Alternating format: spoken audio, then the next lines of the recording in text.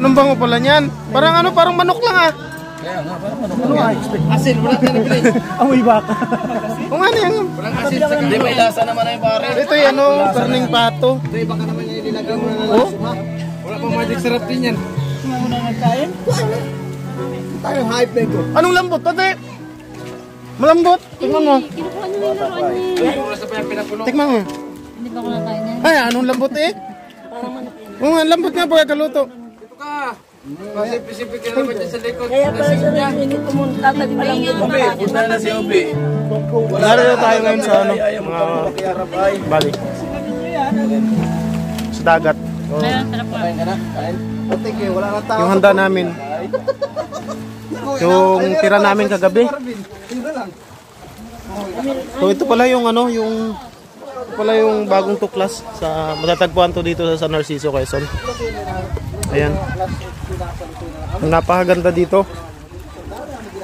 Malinaw yung tubig. Tapos dito, ito yung main attraction nila kasi mayroong ditong cave. So ito yung cave. Ayan.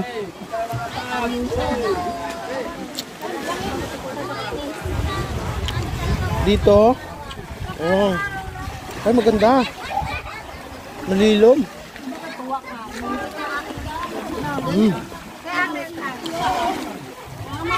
Maganda pala dito kasi oh, yung ano, hindi matalas yung buhangin.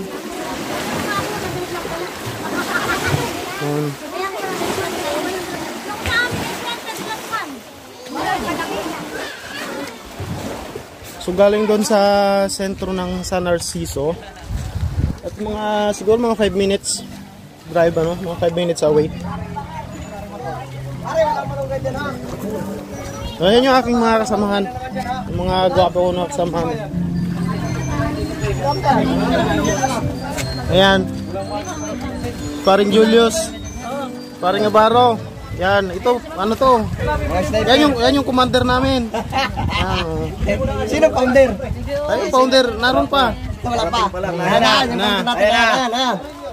Ito. Yan. Yan yung mga founder namin. Founder at saka co-founder. Yan. Hi vlog, welcome to my guys. Hindi namin kaya magbibit naman to. Tapos ito,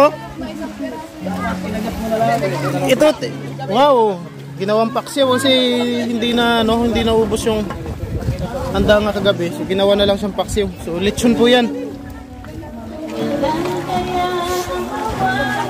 Bigyan natin nilo.